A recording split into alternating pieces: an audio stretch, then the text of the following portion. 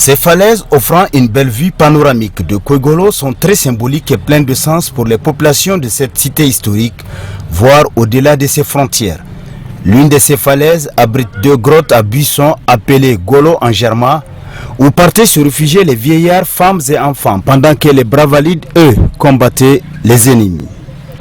Ainsi, les Golos, servant d'abri aux personnes vulnérables, ont donné leur nom au village Koigolo, qui veut littéralement dire en germain « aller à la grotte ». Cette falaise, elle également, possède une grotte qui servait jadis de lieu de culte au redoutable guerrier Issa Korombe. Ce dernier, né vers 1810 à Koigolo, a marqué l'histoire guerrière du Zarmataray comme aucun autre homme ne l'a fait au XIXe siècle. Comment celui que d'aucuns surnommèrent Wangunia, maire de la guerre, ou encore Zato Mayuta, le maître du feu, en était arrivé à ce stade.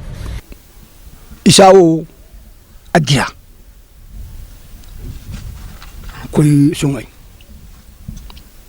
Ka Koi Sungay Ko Borfodo Wanzalma Ka Akwa Ado.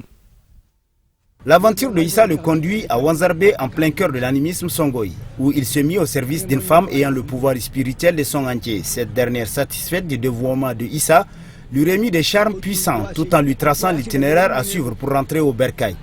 Ainsi, la première étape de Issa Korombe fut le Zarmaganda, ensuite le Kourfaï, l'Arewa et le Kébi. Des étapes toutes marquées par des exploits militaires de Korombeze qui devint le protecteur de son peuple et mercenaire des fois avec ses guerriers pour les autres peuples.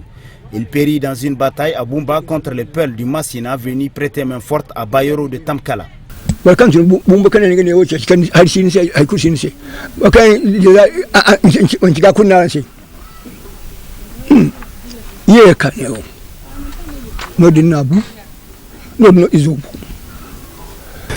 la mort de Korombeze Issa Moudi, ses compagnons et autres progénitures ont poursuivi ses actions à la tête de Koigolo jusqu'à l'arrivée des colons.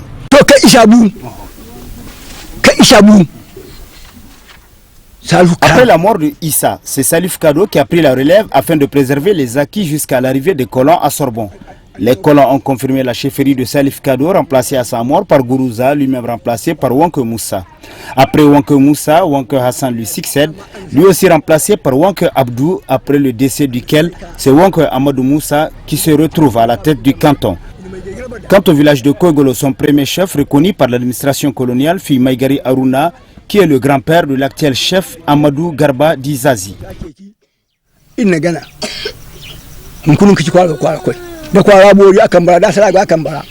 Soulignons enfin que la dernière bataille dans l'histoire de Koigolo fut livrée à Tangamiko contre les assaillants venus du Tagazar. Une bataille qui fut meurtrière pour les hommes de Issa Korombe, restant ainsi à jamais gravée dans leur mémoire.